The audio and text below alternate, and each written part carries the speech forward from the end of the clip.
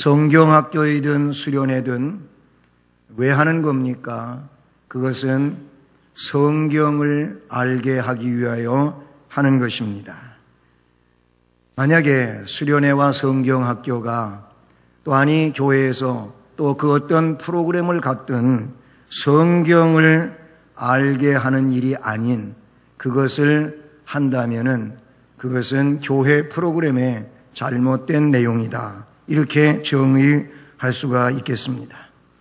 성경학교에서 여러 가지 프로그램들이 있는데 이런 프로그램들은 성경을 알게 하는데 보조 프로그램에 지나지 않습니다.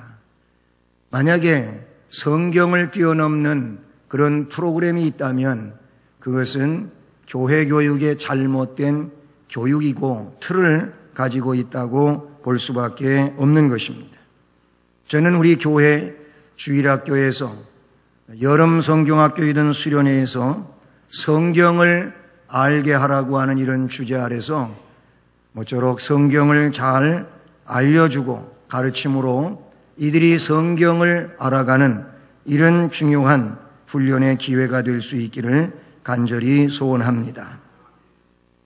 헛된 종교, 거짓된 가르침 왜 있는 겁니까? 사람들을 미혹하기 위하여 있는 겁니다.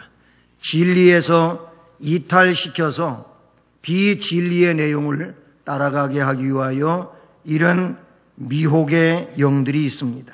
그걸 우리는 헛된 종교라고 하고 거짓된 가르침이라고 하는데, 그런데 주님은 마태복음 24장에서 말세에는 이런 불신앙적 내용들이 팽배해져 가며 속임수가 고도화에 이른다고 가르치고 있습니다. 그래서 주님은 마지막 시대를 살아가는 말세의 사람들에게 깨어있으라, 준비하고 있으라는 겁니다. 그리스도가 여기 있다 저기 있다 해도 미혹당하지 않도록 하라고 말씀해 주셨습니다. 오직 성경의 가르침을 따라서 그 안에서 하나님을 섬기고 예수를 구세주로 믿는 이 믿음의 삶을 살아가라고 성경은 우리에게 가르쳐 주시는 줄로 믿습니다. 악한 세력은 날로 강대해져 갑니다. 거짓을 진짜같이 속여서 성도들의 신앙을 뒤흔들어 놓는, 그래서 믿음을 저버리게 하는 이런 일들이 우리 주변에도 많이 있습니다. 이런 이단 사설들이 있고, 그래서 여기에 빠지고 교회를 등지는 이런 일들도 일어나고 있다는 사실인 것이죠. 때문에 성도들은 이런 악한 세력에 대해서 바로 알아가지고 어떠한 위협에도 굴복하지 않는 믿음을 소유해야 하는데, 그 믿음은 오직 하나님의 말씀인 성경을 통해서만 더욱 확고해질 수 있다는 점을 우리는 인정해야 될 줄로 믿습니다. 성경을 통하여 이 견고한 믿음, 바른 진리, 그리고 올바른 신앙의 길을 갈 수 있는 사람이 된다는 것이죠. 그래서 바울 사도는 오늘 본문 앞절인 14절 말씀에서 디모데에게 말합니다. 너는 배우고 확신한 일에 거하라. 이 성경을 배운 대로 확신하라는 것이고, 그리고 하나님의 일에 거하라는 것입니다. 너는 내가 누구에게서 배운 것을 알며 라고 얘기해요. 사도에게 배운 거 아니겠습니까? 사도는 누굽니까? 우리 주님이 일꾼으로 세운 자들인데 그들에게서 배웠으니 그 배운 것을 토대로 하여 확신을 가져라. 그리고 그 일 가운데 살아가는 자가 되라고 말씀해 주고 있습니다. 사람들은 책을 만들어냈습니다. 책을 썼습니다. 근데 사실은 책이 먼저가 아니고 사람들 머릿속에 있는 지식이 먼저인 것이죠. 그래서 머릿속에 있는 그 지식을 어떤 사람이 책을 만들어서 그 책을 사람들이 읽게 한 겁니다. 책이 먼저가 아니고 사람의 생각이 먼저였던 것이라는 사실이죠. 이 말은 곧 무슨 얘기냐면, 책은 곧 뭐냐? 책은 곧 지식을 담고 있는 것이고, 지식이 담겨져 있는 책을 사람들이 읽음으로 그 책 속에 있는 지식을 갖게 된다고 하는 내용인 것이죠. 그래서 선생님들도 책을 가지고 가르치는 겁니다. 예? 국어책이든 수학책이든 아니면은 사회책이든 역사책이든 영어책이든 책을 가지고 가르치지 않습니까? 책은 곧 지식이 담겨져 있는 그런 저장고와 같은 것이라고 볼 수 있는 것이죠. 성경이 곧 지식이 담겨져 있는 책입니다. 그런데 세상에 있는 이런 책들과 달리 성경은 하나님의 지식을 담고 있는 책이라는 겁니다. 하나님의 지식이라고 표현했지만은 곧 하나님을 담고 있는 것이 성경이라 그런 얘기입니다. 그래서 성경은 하나님의 책인 것입니다. 성경은 진리의 책인 것입니다. 그러므로 진리의 책인 이 성경을 통하여 하나님을 알게 되는 것이고 예수를 알게 되는 것이고 그리고 하나님의 나라를 알게 되는 것이고 구원의 역사를 알게 되는 것이고 믿음을 갖게 되고 믿음으로 살아가게 된다는 사실인 것이죠. 그렇습니다. 성경은 특별 계시인 겁니다. 하나님이 특별하게 자신을 계시하셨는데 하나님께서 특별하게 자신을 계시하신 것이 성경에 담겨져 있다는 사실인 것이죠. 사랑하는 성도 여러분, 우리는 성경을 알아야 하는 것입니다. 성경을 알지 못하면 예수를 바르게 믿을 수가 없습니다. 성경을 바로 알지를 못하면 하나님을 바로 인식할 수가 없는 것이지요. 그래서 우리는 성경을 알아야 되기 때문에 여름 성경학교든 수련회든 아니면 이런 예배와 설교에서든 성경을 강론하는 것이고 성경을 알게 하는 내용인 줄로 믿습니다. 오늘의 말씀 제목은 성경을 알게 하라는 것입니다. 저는 그래서 설교에 중점을 두고 있는 내용은 세상 이야기보다도 성경 이야기를 주로 하는 것입니다. 세상에는 많은 목회자들이 성경 읽어놓고 세상 이야기 하다가 예배가 끝나는 일도 흔히 있습니다. 왜 그렇습니까? 잘못된 것입니다. 설교는 성경을 풀어서 알려주는 것이 진정한 설교가 아니겠습니까? 예배의 중심이 되는 하나님의 말씀의 선포는 성경을 선포하는 거 아니겠습니까? 하나님의 일들에 대해서 정통하고 또 바르게 알기 위해서는 성경을 알아야 된다는 것입니다. 어린 시절부터 성경을 안다고 하는 것은, 배워간다고 하는 것은 대단히 복된 일인 줄로 믿습니다. 유년 시기는 그 어떤 시기보다도 배움에 있어서 좋은 시기라고 볼 수가 있는 것이죠. 참된 지식을 얻고자 하는 모든 사람들은 성경으로부터 그것을 얻어내야 할 줄로 믿습니다. 그러므로 우리는 성경에 대해 태만하다든지 가끔 읽는다든지 아니 전혀 성경을 읽지를 않고 살아간다면 회개해야 될 일이고 이제부터라도 성경에 대하여 애착을 갖고 성경을 사랑하고 말씀을 읽고 그 말씀의 의미를 깨닫기 위하여 묵상하는 이런 삶이 있어야 할 줄로 믿습니다. 사랑하는 성도 여러분들, 성경을 알아야 합니다.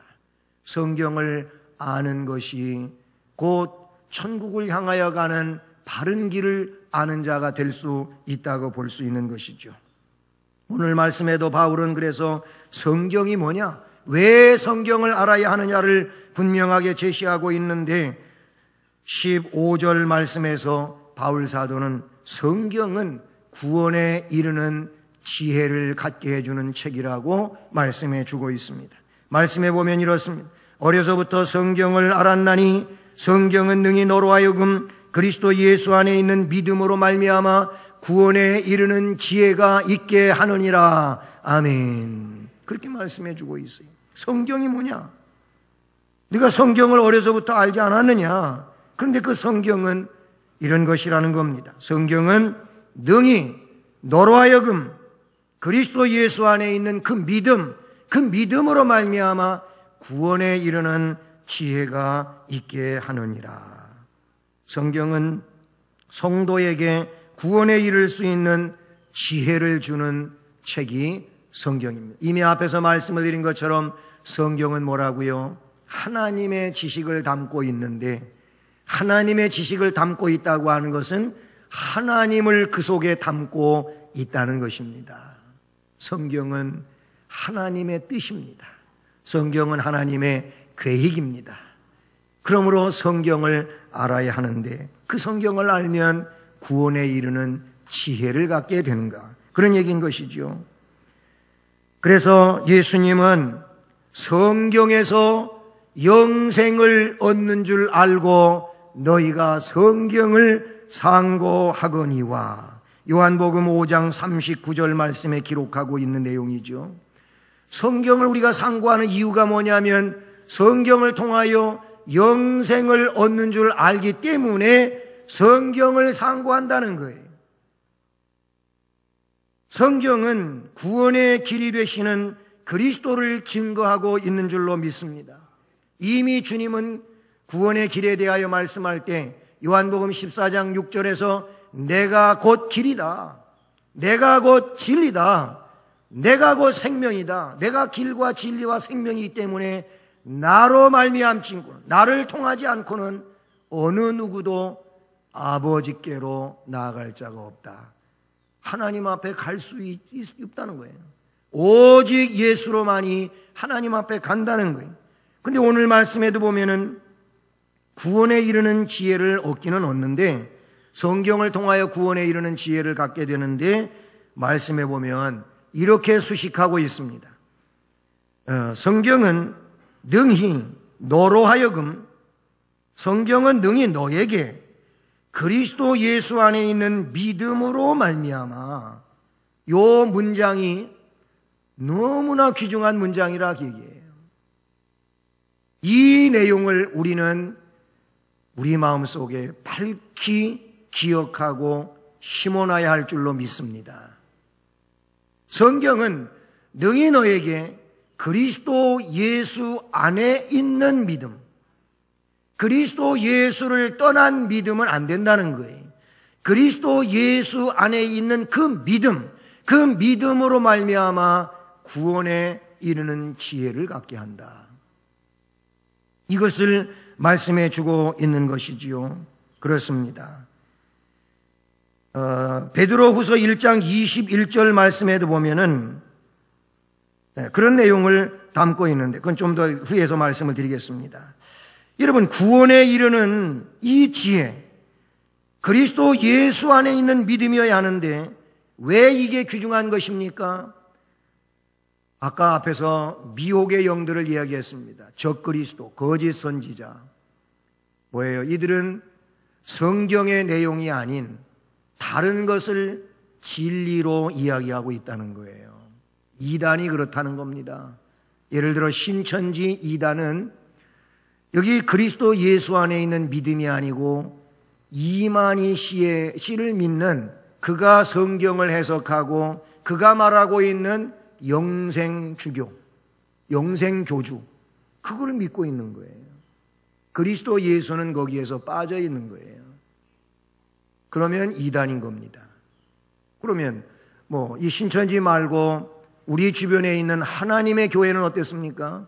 요즘에 국민일보에 실린 기사들을 보게 되면은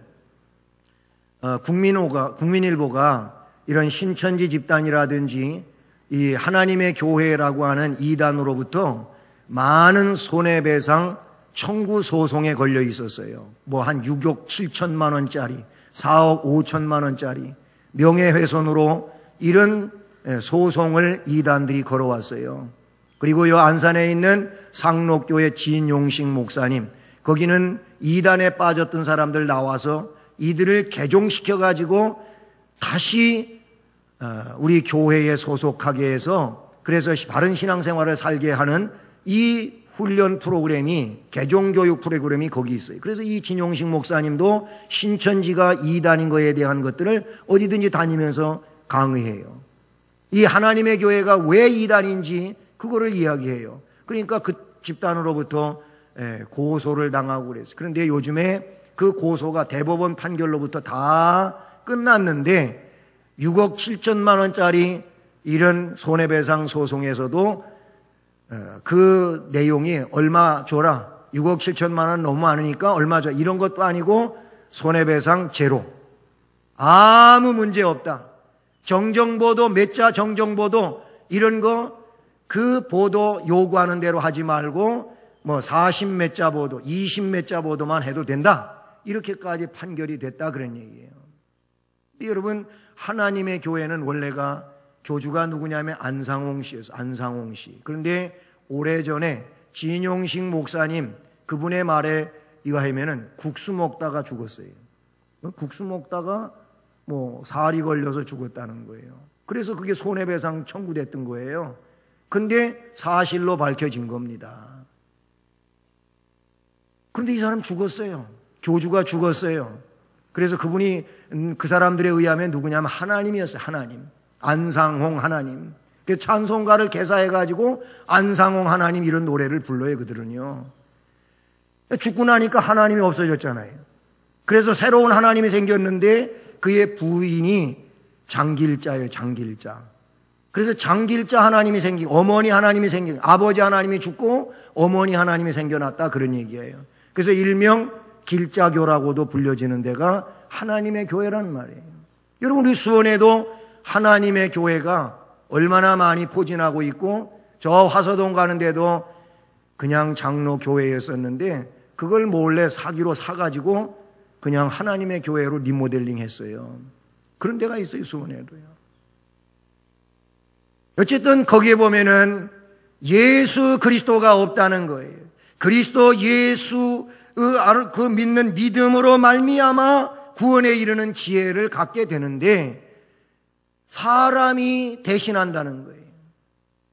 어떤 교주가 대신한다고 가르치고 있어요. 그렇기 때문에 성경을 알아야 된다고 하는 것, 성경을 바르게 교육해야 된다고 하는 이 말씀에 있어서 그리스도 예수 안에 있는 믿음으로 말미암아 오직 이것이 진리인 줄로 믿습니다.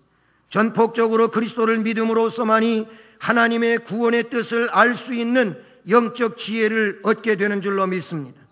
그리고 이런 영적 지혜만이 나날이 약해져가는 세상 속에서 믿음을 수호하게 되고 악한 세력과 싸워 이길 수 있는 궁극적 힘이 될 것이고, 성도들을 의의 길로 인도하고 거룩한 성품을 소유하게 만들어주는 진리가 되는 줄로 믿습니다. 우리의 구세주는 예수 그리스도밖에 없습니다. 이 예수 그리스도가 아닌 다른 어떤 동등한 구세주를 인정하고 이야기한다면 이것이 이단이라, 그런 얘기인 거예요.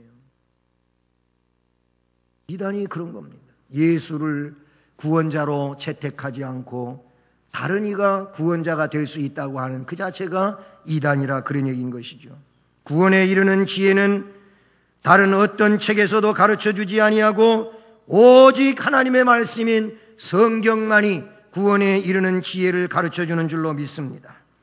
성경은 구원에 이르는 지혜를 갖게 하는 책이기 때문에 우리는 성경을 알아야 하고 성경을 설교로 들어야 하고 성경을 배워야 되는 줄로 믿습니다. 두 번째로 성경은 어떤 책입니까? 16절에 보니까 모든 성경은 하나님의 감동으로 된 것으로 교훈과 책망과 바르게 함과 의로 교육하기에 유익한 책이라고 말씀해 주고 있습니다. 따라서 하겠습니다. 성경은 하나님의 감동으로 기록된 책이다. 아멘. 그래요. 모든 성경은 하나님의 감동으로 그렇게 말씀하고 있어요. 베드로후서 1장 21절 말씀해 보면 예언은 그랬는데, 이 예언이 뭐냐면 하나님이 선포할 자에게 주신 내용이라면, 그리고 이 예언은 곧 성경이라, 그런 얘기인 것이죠. 그러니까 성경은 이렇게 읽어도 되는 거예요. 예언은 언제든지 어떤 때는 그렇고 어떤 때는 안 그렇고 그런 얘기가 아니에요. 예언은 언제든지 사람의 뜻으로 낸 것이 아니요, 사람의 사상, 사람의 경험, 사람의 지식으로 되어진 것이 아니라는 거예요. 그럼 뭐냐? 오직 성령의 감동하심을 입은 사람들이 하나님께 받아서 말한 것이니라. 아멘. 그게 성경의 정의라 그런 얘기예요. 그게 성경의 정의예요. 예수님은 부활하신 이후에 요한복음 20장의 말씀에서도 보면은 성경을 기록한 목적을 거기에다가 담겼고 있는데, 성경을 기록하신 이유가 뭐냐면 예수가 하나님의 아들이신 것과 예수가 구세주라고 하는 것을 믿도록 하기 위해서 성경을 기록했다, 이렇게 담고 있어요. 결국 성경은 사람의 뜻으로 되어진 것이 아니고 성령의 감동하심을 입은 사람들이 하나님께서 받아 말한 것이라고 베드로후서 1장 21절에 말씀하고 있어요. 이런 말씀은 성경의 진리가, 성경의 저자가 하나님이시다라고 하는 것을 말하고 있어요. 성경의 저자는 하나님이 아닙니다. 신학교에서 공부할 때 마태복음의 저자는 마태다, 누가복음의 저자는 누가다, 뭐 이렇게 배워요. 그런데 저는 이 저자라는 말을 그냥 사람이 저자다 이렇게 하는 말이 좀 마음속에 탐탁치가 않아요. 그냥 사람을 쓸 때에는 마태복음의 기록자는 기록자, 마태복음의 기록자는 마태다, 이런 식으로 하는 게 이게 옳지 않나. 왜 그러냐면 성경의 저자는 하나님이시니까 그래요. 하나님이 방금 전에 베드로후서의 말씀처럼 사람을 등용을 했어요. 그래가지고 그에게 하나님의 감동을 주었어요. 성령이죠. 성령의 감동이 있게 했어요. 그래서 하나님이 주시는 내용들을 쓰었다는 얘기예요. 기록했다는 겁니다. 그게 성경이라 그런 얘기인 것이죠. 여러분, 성경은요 40여 명의 기록자로 1600년 동안 기록된 것이 성경입니다. 40여 명의 기록자는 왕족 출신도 있고 어부 출신도 있고 의사 출신도 있고 농부도 있고 별의별 사람이 다 있어요. 제사장도 있고 다 있단 말이에요. 이 1600년 동안, 1600년 이 BC, 비포 크라이스트, 주전은 언제입니까? 예수님 오기 전, 그러면 500년 전, 누구예요? 모세예요, 모세. 다윗은 1000년 전 인물이고요. 이 모세가 모세 오경을 기록을 했는데 하나님의 영감을 받아서 율법서를 기록했단 말이에요. 그게 주전 1500년경입니다. 그리고 신약의 제일 마지막 기록으로 요한계시록, 사도 요한이 주 100년경에 기록한 거예요. 그러니까 1500년 플러스 100 해가지고 1600년이란 말이죠. 그러면 1600년 동안 40여 명의 다양한 그런 사상과 학문과 경험과 또 직업을 갖고 있는 사람들이 기록을 했는데, 근데 이게 참 특이한 게 뭐냐면 성경에 통일성이 있다는 거예요. 네? 쫙 통일성이 있어요. 질서를 이루고 있는 거예요. 그게 뭐냐면 죄에 빠진 인간을 구원하시고자 하시는 하나님의 뜻이고 계획이라는 겁니다. 이게 통일성이에요. 아니 1600년 전에 기록한 모세나 또는 주 100년경에 기록한 요한계시록이나 이 사도 요한의 기록이나 통일성이 있다 그 얘기예요. 이건 왜 그렇습니까? 하나님이 저자이시기 때문에 그런 거예요. 쉽게 말하면 제가 자서전을 쓰는데 내가 직접 안 쓰고 다른 사람을 등용을 하는 겁니다. 서론 부분을 쓰세요 하면서 나의 부모님은 누구고 나는 어디서 태어났고 내가 태어날 때 우리 가정 형편은 어땠고 쭉 얘기를 해줘요. 그리고 그 다음 사람한테 그 이후 내가 초등학교 다닐 때를 쓰십시오 하고 또 쭉 얘기를 해줘요. 그리고 그 다음 내가 중학교 다닐 때를 얘기해줘요. 그 다음을 또 얘기해주고 뭐 그래서 10대, 20대, 30대 쭉 해서 사람이 다 다른데 내가 알려주는 대로 쓰라고 한 거예요. 그래서 나의 인생에 대해서 통일성이 있는 거예요. 그냥 그 사람 마음대로 네 마음대로 써라 그리고 해놨으면 이게 참 이상하게 될 거 아니겠어요? 하나님이 감동시키셨다고 하는 것은 하나님의 뜻을 그 사람으로 하여금 쓰게 했다고 볼 수 있는 것이죠. 여러분, 그래서 성경이 66권으로 정경으로 채택이 되는데 성경 이외의 책들이 있어요. 이 책을 우리는 외경이라고 부른다는 거예요. 공동번역 성경은 주로 카톨릭에서 쓰는 책인데 거기에 보면 중간에 외경이 실려 있어요. 마카비서, 유디서, 아니면은 베드로 또서 이런 것들이 거기에 있어요. 우리는 외경을 정경으로 인정하지를 않습니다. 외경 말고 또 다른 책이 있는데 이거를 위경이라고 부릅니다. 위자는 거짓 위자를 써가지고 거짓된 책이라는 거예요. 성경 비슷하게 만들어 놔가지고 성경을 자꾸 폄하하는 이런 내용들이 거짓된 책, 위경이라는 말이에요. 사랑하는 여러분, 구원의 진리는 예수 그리스도만인 줄로 믿습니다. 하나님의 감동으로 기록된 책인 것입니다. 성경이 사람의 임의로 쓴 것이 아니라는 거예요. 하나님의 계시에 의하여 기록된 겁니다. 계시는 감추어진 것인데 하나님이 그 쓸 기록자에게 그 모든 것들을 성령으로 알려주신 겁니다. 사도 요한도 그래서 반모섬에서 하나님의 영의 감동이 됐어요. 언제? 주의 날에 하나님의 영의 감동이 돼가지고 천국의 환상을 보게 되는 겁니다. 그래서 그걸 보고 기록을 하는데 천국을 볼 때 무엇 같고 세상에 있는 것 가지고 표현하려고 보니까 무엇이라고 하는 것이 아니고 무엇 같다 이렇게 말하는 거예요. 알려주신 거예요. 알려주신 거. 그러니까 우리도 성경을 알기 위해서는 성령의 감동이 있어야 되는 줄로 믿습니다. 선지자들이나 사도들은 성령으로 감동을 받아서 하나님의 계시를 기록한 줄로 믿습니다. 그것이 바로 우리가 가지고 있는 성경인 줄로 믿습니다. 성경은 하나님의 특별한 영감에 기록되어져 있는 특별 계시라 그런 얘기인 겁니다.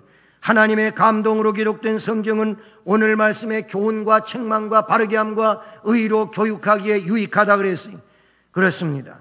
잠언 1장 1절로 6절 말씀에도 보면은 잠언을 읽는 자, 잠언을 듣는 자, 잠언을 연구하는 자는 지혜와 훈계를 통하여 하나님을 알게 될 것에 대한 것을 말씀해 주셨습니다.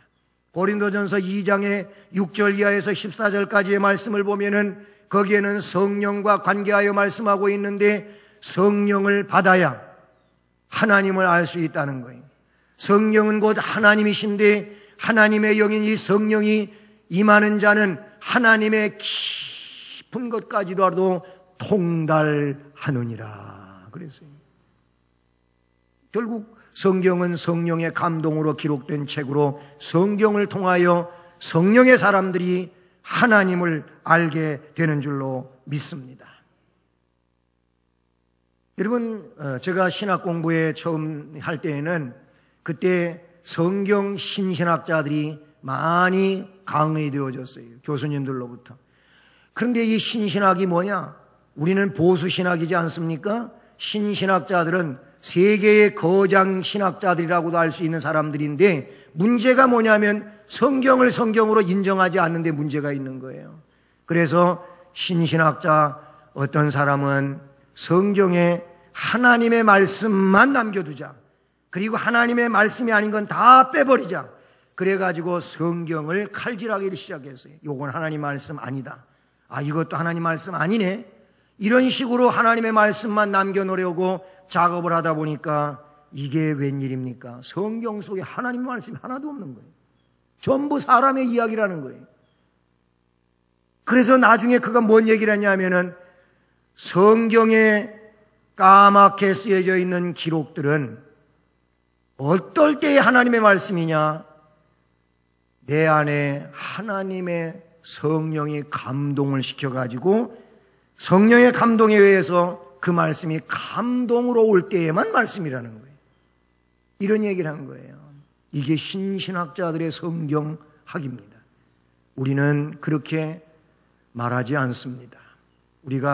제가 목회자로 임직을 받을 때에 장로님으로 아니면 권사님으로 안수집사님으로 임직을 받을 때 여러분 제일 먼저 언급되어지는 서양문이 뭔지 아십니까? 네. 신구약 성경은 신앙과 본분에 대하여 정확, 무한, 유일의 법칙으로 믿습니까? 이거예요. 신구약 성경은 오류가 없는 하나님의 말씀이라고 믿느냐? 그런 얘기. 거기에 예, 믿습니다. 이렇게 말해야 된다. 그런 얘기. 우리 장로교는 성경이 정확무한 오류가 없는 하나님의 말씀으로 믿는 교회입니다. 기억할 수 있기를 바라는 것입니다. 성경은 교훈과 책망과 바르게함과 의로 교육하는데 유익한 책이에요. 마지막으로 세 번째 17절에 보니까 이는 성경은 하나님의 사람으로 온전하게 만들어주고 모든 선한 일을 행할 능력을 갖추게 하려 함이라. 아멘. 성경은 사람을 온전하게 해주는 책입니다. 성경이 오늘 말씀의 바울사도는 교육과 선행의 양면의 효율성이 있다고 강조해주고 있는데, 전자는 즉 교육은 신앙적 자아를 완성시켜가는 것이고, 선행은 즉 이 신앙적 완전한 자아 형성을 인하여 헌신하고 봉사하는 삶을 살게 해준다는 것이죠. 그러니 먼저 우리 자신을 성경을 통하여 교육을 받아야 하고, 그 교육을 통하여 그리스도인으로 완성되어 나아가서는 사람들에게 헌신하는 사람으로, 또한 하나님 앞에 헌신하는 사람으로 세워져야 된다는 것이죠. 인간의 교육을 위해서는 여러 가지 방법이 있겠죠. 좋은 책, 좋은 스승, 아니면 선배 등등 여러 가지의 내용이 교육을 해갑니다. 마찬가지입니다. 우리 믿음의 사람들은 성경이 우리를 교육하는 것입니다. 성경이 교육하는 거예요. 성경을 통한 교육을 잘 받아서 신앙적 자아가 형성되고 이 자아를 통하여 훌륭한 삶을 살아가는 실천자가 되기를 주님의 이름으로 축복합니다. 신학자 에밀 브룬너는 기독교 교육의 목적을 이야기할 때 인간 안에 있는 파괴되어진 하나님의 형상을 회복시켜주는 것이 기독교 교육의 목적이라고 그랬어요. 아담과 하와가 하나님의 명령을 거역하고 타락하게 될 때 그 하나님께서 인간 안에 불어넣어 주신 이마고 데이, 하나님의 형상이 파괴된 겁니다. 그리스도를 믿는 자들은 파괴된 하나님의 형상을 말씀을 통하여 복구해가는 자들인 줄로 믿습니다. 이게 우리의 신앙의 삶이고, 그리고 삶을 살아갈 때 헌신하는 이유가 된다는 사실을 기억해야 합니다. 사랑하는 성도 여러분, 또 주일학교 교사와 지도자 여러분, 이번 여름을 통하여 하나님의 말씀을 알게 하는 데 있어 중점을 두고 이 일을 잘 감당하여 진정 하나님을 알게 할 수 있는 기회가 되기를 바라는 것입니다. 성경을 통하여 하나님의 사람으로 온전하게 만들어주고 모든 선한 일을 행할 수 있는 온전한 능력자로 세워갈 수 있기를 주님의 이름으로 축복합니다.